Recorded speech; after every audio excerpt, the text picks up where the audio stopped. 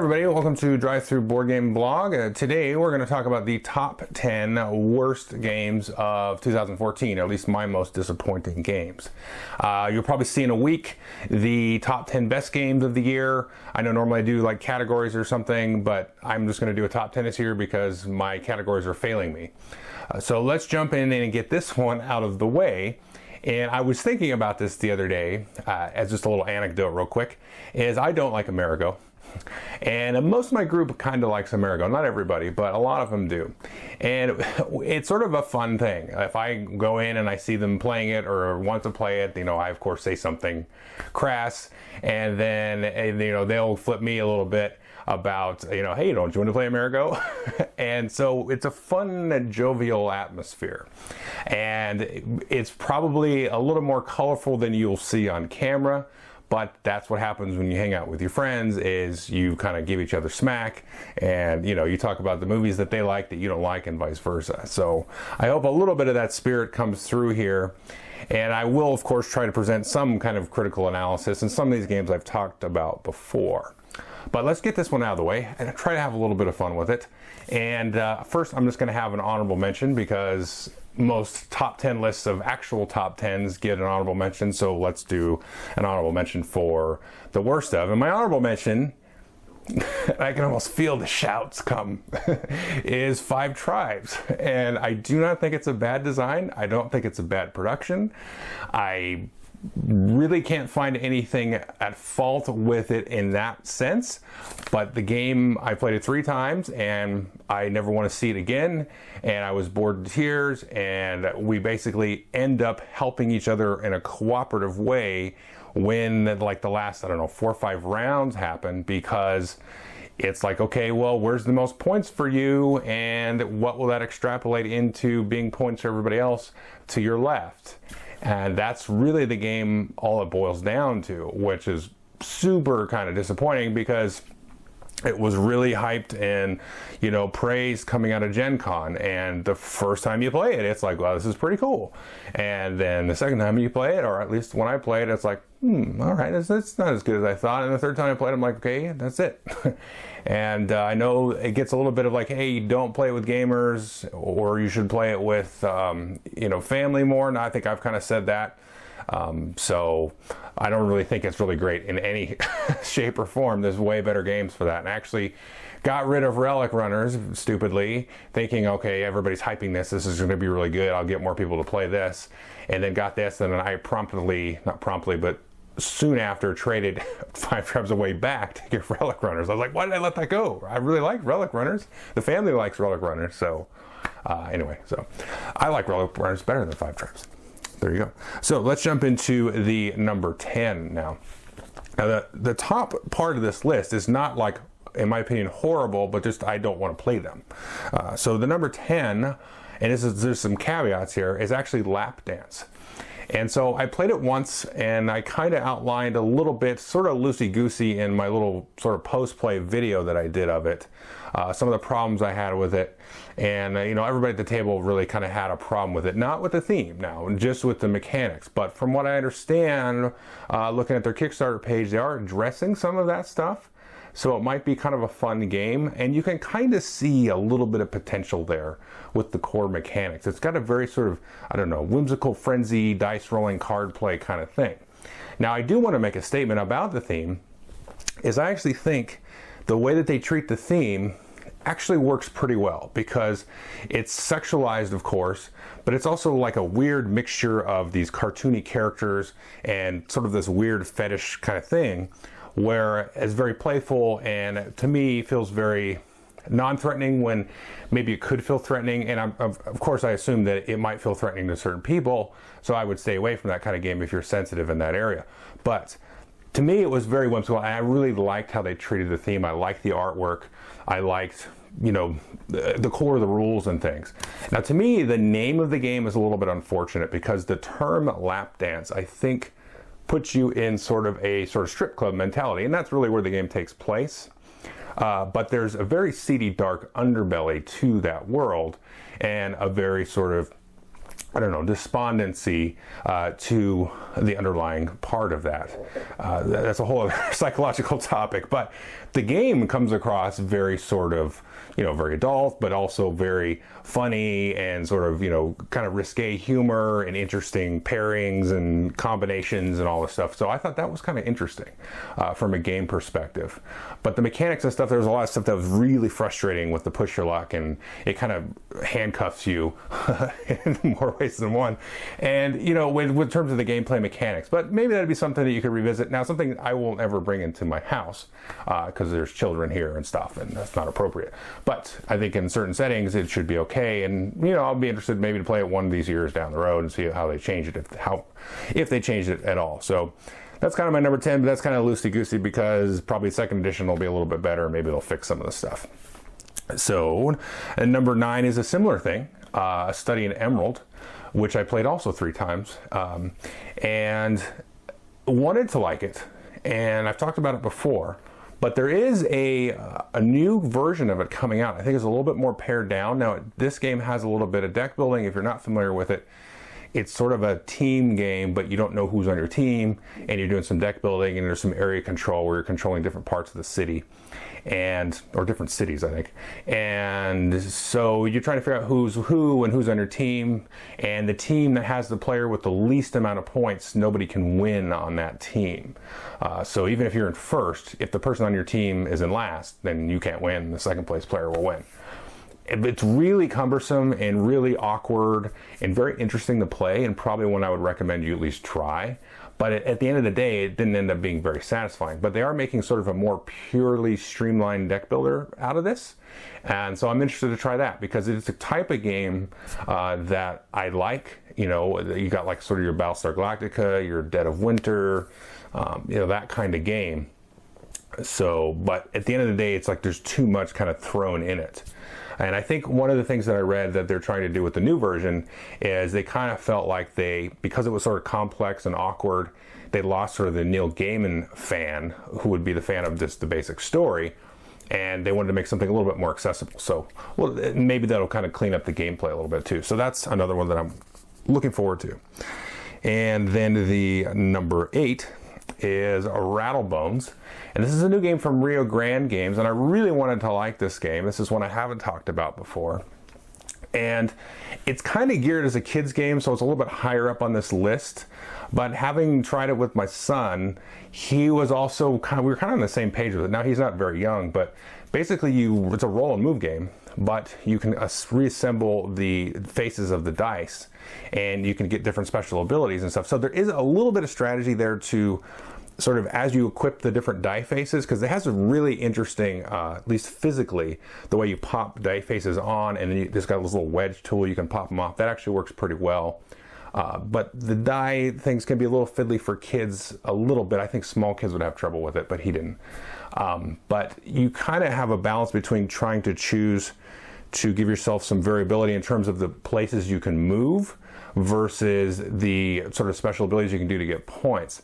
But like at the end of the day, it just wasn't like fulfilling. It was like, I'm still randomly rolling and doing whatever I can do. And it just kind of plays itself. So it might be something that smaller kids would enjoy. And I almost hate putting it on the list, but it just really, we couldn't get into it. There was nothing there for us. We felt like we were trying to make a strategic decision, but then it like never sort of paid off. So that's a kind of an interesting one there. But the next one here would be number 7, and that would be Zaya. This is another one that I really wanted to like this game. And I think it's a well-produced game, not just the miniature ships that come with the game, which are crazily overproduced, but even the tiles and the cards and the artwork and stuff. It elicits a very sort of dynamic environment. You've got some tiles that are these big supernovas, and then crazy asteroid fields, and then you'll have sort of like a very rich sector with a lot of planets and a lot of resources to go and ship and trade. But the game needs to be developed, I think, a lot, because like one of the things you can do is you can grab mission cards and you draw 3 and choose 1, and most of the time they kind of involve, hey, this sector is on the board, you'll take a good from this sector and ship it over here, and you're like, well, that sector's not on the board yet. So I'm just going to ignore those. And then on my next turn, maybe I'll try to get another mission, and then I'll draw 3 cards and, well, nothing on the board that relates to this mission, okay? And there's a few other, that's kind of the basic problem, right? So you have the roll and move, which is kind of a bummer, but there's some mitigation there. And you also have like mining or salvaging. Well, it's basically a 50-50 shot if you get something or wreck your ship or wreck all the energy on your ship. And there's not really any mitigation for that. It's like, why would you ever try to mine or salvage? Salvage is the one that'll really hurt you. And, you know, the combat's a big dice fest, which isn't the end of the world. I mean, that's combat. But there is some merit to the game in terms of playing it sort of like a Tales of the Arabian Nights style game, I guess, where it's more like sit back and let the game play you and there's kind of a story.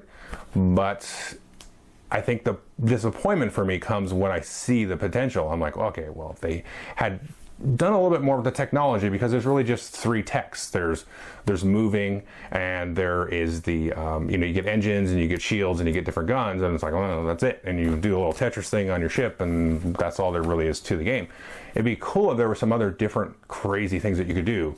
I was talking to my buddy, Jeff Gamble about this, and he was like, well, it'd be cool if you could like fly through a star or just have all these crazy things to really sort of just tech out and make it crazy so you could mitigate a lot of this really lucky stuff, because the game has fun moments. This one I played twice, where you, like, one game we had like all the NPC characters come out, there's a lot happening, and that was kind of fun, and so there was enough to kind of keep us on our toes. And then the second time we played, it's like, well, none of these came out until like, you know, 3/4 of the way through going through all the sector tiles, and the first, I don't know how many turns, were just like laborious, like, oh, okay, I move here, okay, I got my, you know, equipment upgrade on my ship, and okay, I moved over here, I moved 1 space, you know, just really plotting and methodical. So it'd be interesting to add more to it, and I just would have kind of been like cooked a little bit longer, because there's a lot to really, you know, admire in terms of the production effort that went into it.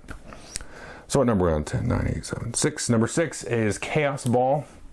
Talked about this a little bit on a previous video.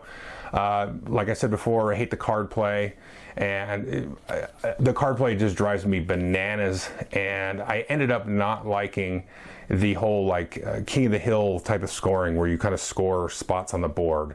There's sort of, you know, 2 ways to score points. You can sort of dominate a location, and then also, you know, move the ball into the end zone, and that was kind of interesting, you know, to be fair, because it's different than like a Blood Bowl or a Dread Ball. But the card play, where I can play a certain card value and then never play that again for that quarter or that round, was super irritating. Ridiculously irritating. I mean, that's another one where it's like a lot to like. I like the different special abilities that you can get. You can get the different heroes or the special units that you could add to your team and all that kind of stuff. But then at the end of the day, it's like I'm just handcuffed by this card dynamic that was just so frustrating. And we got number 5 now is Shadowrun. I've also talked about that one. This one, maybe, as I'm sitting here trying to verbalize this, 5 is maybe a little bit high up the list. It probably should be a little bit more towards the 10. Because again, something that has merit, and it's almost like this one is too difficult, and you feel like you've baked your outcome into the deck. With this one, because it's a cooperative deck builder, and based on how you flop out the cards and what cards you can acquire and add to your deck is going to kind of determine already how you're going to win, you know, or lose. And to me, it's too strict and too handcuffed, and the whole grinding for the way the campaign works didn't work out really at all. And I felt like this is another one that could have been like developed more and more and more and more. But like Pathfinder, the adventure card game, I mean, to me, that's just like leaps and bounds above the Shadowrun. And so that was one that, you know, I talked more about it in the previous video, but that's another one that's just, it's almost like these are the most frustrating games for me, because I see the game and I'm like, oh man, there's so many other cool things I could have done with this. And so that's kind of where Shadowrun sits. And the next one here, Heroes Wanted. This is one I think I'm the only person on the planet that doesn't like, and I've talked about it before and I hate to harp on it, but it's cool. The idea is really neat, where you can slap on the top part of your hero and the bottom part of the hero, and you have this crazy like vegetable bear man or something, or a robotic squirrel. And you have these different, scenarios to go in, and the setting could be very cool, where you have these superheroes that are sort of competing to beat the bad guy, so they want to get the headline. But the actual mechanics of moving around and the combat was just like mind-numbing for me, where the game is kind of like, I don't want to play this. I want to sit here and just build the heroes and talk about funny. It'd be cool like as a role-playing setup, where you just, okay, we put these together and we set these up and then we kind of just wing it as far as the rules go. This probably would have been pretty fun. So that was number 4. And number 3 is my star, and that's because the game is broken, and it's a Seiji Kanai game, so it's a very disappointing game in that regard, because the man obviously is not perfect, and so this exemplifies that, because there's a couple of really big issues with some of the different geishas you can use in this particular game, because you're trying to score customers and all that kind of cool stuff. But this was one that unfortunately it was there, but it just needed to be tested a little bit more, I think, and and played out, because it's to me it's a broken game, and I don't like to use that word. But we have number 2, which is Say Bye to Villains, which to me is also broken, not in the sense of balance, but it's more broken in the terms of it's a big guessing game. It's a co-op game where players are playing these cards to sort of reveal villain cards and other cards that come out,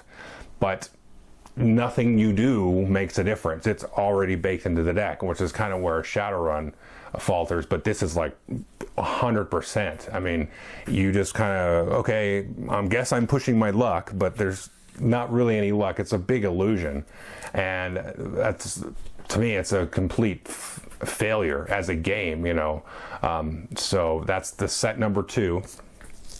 And then the number 1 is Bedpans and Broomsticks. I've already talked about that quite a bit, and I just want to say again, I feel like I'm harping a little bit on it, but I can't not say it either, is I feel like they're really careless with the theme, and the theme is basically addled old people that seem to have Alzheimer's or dementia or something, and they're trying to escape from this bad nursing home or something, or someone trying to get out. And it's sort of a deduction game, cooperative versus overlord kind of sort of scenario, and they're trying to get out. And I was like, well, that's, to me, the whole thing is the carelessness of the theme in that game, and that's not something you usually see in a board game, is the carelessness of a theme like that. I mean, you see very usually good treatments of themes that can be tricky to talk about.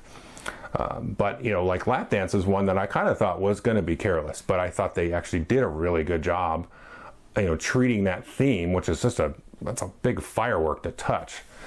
Whereas this one, it was like they slapped the theme on, and it really irritated me. And I do have to sort of, not necessarily apologize to them. Maybe I should a little bit, but I threw the thing in the trash, literally, and not joking around for video. I was pretty irritated by it, and I guess there's a certain amount of decorum or professionalism that was broken there.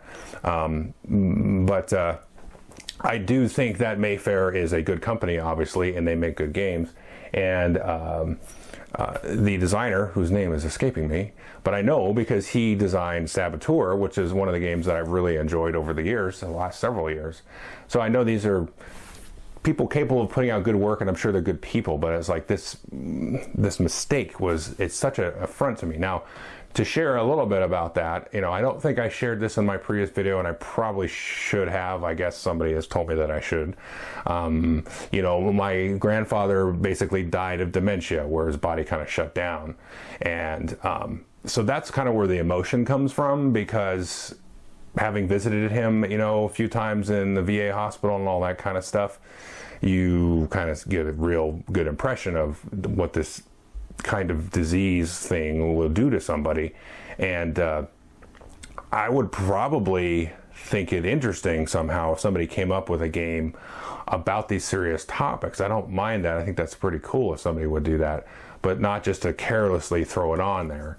And I think that's important for people to say that they don't think that's a good idea, because I think, yeah, we can talk politics here in a second, but I don't really want to. So I think people should be able to say, this is BS, and I don't like this, and XYZ, and not really get too crazy about it. But you should be able to say you don't like a thing, and I don't want to ever see this thing happen again. That's all there is to that. So that was sort of a downer. I was going to start off being in fun.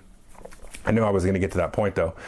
So anyway, those are the games I don't like and I won't play, and maybe Lap Dance and Study in Emerald, if they fix them, I might try those. But anyway, so hopefully have some good discussion, and I think the only reason I do these is kind of just to get these off my chest. And, you know, a lot of times people say, oh, you reviewer people are always so nice, and, you know, you're big shills for these companies. Nobody's ever said that to my face, but you see stuff online and people say stuff like that. And so I think it's important to take a couple of seconds and tell people you don't like a thing, and for some reason, just to show that you're a human being, I guess. Anyway, so that is my top 10 worst games of the year. And I'm kind of thinking now as I'm saying this, how I feel about this. I'm going to go ahead and leave it on YouTube. I didn't really have that much fun making this video now that I think about it. And, I don't really know how much I want to keep doing these. I know I keep doing them throughout the year. You know, that's what I've been doing, and I think it's fair to people that want to know how I feel about games that I don't like. And I know I kind of brushed through several of these. Some of them I talked about on previous videos. And so, you know, I think if you have feedback there, that's good. And the one thing I will say that I won't do, because two reasons. A, it's not my job. And I mean, it is my job, but it's not my job. And, you know, B, I don't have time, and those kind of go together, is to do like a full review. Like Zaya, I could sit down and I could show you the rules and how to play, and, you know, other people that have enjoyed the game have done that. You know, and I guess there's some certain level of like proving somehow, because I kind of get that sense in the back of my mind. And I feel like people, you know, I'm just kind of talking off the cuff here. I feel like people feel like, you know, they know that I can have played it, and I probably played it right. I understand there's a little bit of trust issue there sometimes with some people. But going into that depth of it, it's a very tricky thing, you know, because it's not like I can sit and review a movie where that kind of review only takes 5 or 6 minutes anyway. You know, I don't have to show you that I watched the movie. You know, you can pretty much assume that I did. So this is kind of one where it's like, well, I could sit there and spend. It takes a while to make these reviews as well. And I feel like if I were to review a game that I didn't like, I probably wouldn't give it the same effort, you know, where I was reviewing a game that I do like. You know, what did I review recently? The Golden Ages was one that I really quite liked.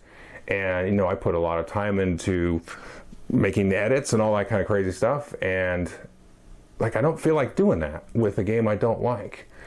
But, you know, when I say that out loud, it feels very hypocritical to say that. And I'm sorry for just musing here, but kind of follow me. So I don't know if this is the right way to do it, but I also feel like there's a certain integrity thing. And I don't mind talking about the game, but, you know, of course, there's, you know, you hurt people's feelings, I guess, if you say you don't like their game. But, you know, whatever, right? I mean, I like Kalis, and people don't like that. And I'm sure the designer of Kalis has heard people call it dry and horrible and stuff. So I think people can get over that pretty quickly. So anyway, that's just some kind of rambling thoughts there on this whole negative review thing. And it's a topic that comes up, you know, now and then. People say people need to be more negative, and I think they probably do. And people probably shouldn't be so negative sometimes. And what is this, you know, we have to have some integrity as, you know, game reviewers and things.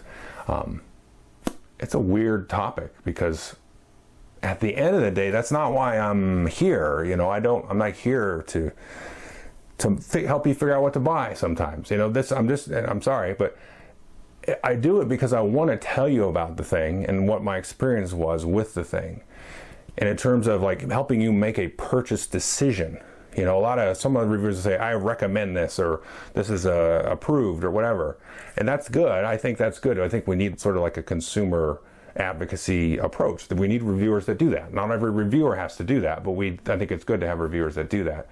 But at the end of the day, when I'm here, I don't think about that. And I'm pretty sure people will get that sense from me, but I don't think about, should you buy this? Now, sometimes I do. But to me, it's like, should you play this? Should you try this? You know, if you see this at a shop and your buddy has it, now you know some information about it, and so you can engage with it. You know, the whole purchase decision thing is weird. I don't think reviewers are necessarily here for that. Yeah, so I think that's an interesting topic to think about, and the reviews don't always have to just be yes, buy, no buy, and that kind of stuff. And I think I've been getting that a lot this year, where people are like, you know, I think they watch the review. Most people that watch the review will make a comment, oh, I like what you said here at minute 8 or whatever. And then some people were like, well, what do you think? Should I buy it or something like that? I'm like, I have no idea if you should buy the game. I really have no clue at all. I mean, you know, even my group and I, we don't agree on everything. We have a pretty good agreement in simpatico. You know, not always, but that's a sense that I get. I know a game that I can take to the group or to my family here even, and we're probably going to like it. But most of it probably has to do with me and them, you know. And if I'm presenting the game and, you know, I get everybody involved, or somebody's presenting the game to me and then we're all involved, that's the whole point there. Anyway, I think I've rambled on way too much. But I said I was going to leave it on YouTube. Anyway, so I hope people have fun with this. Yeah.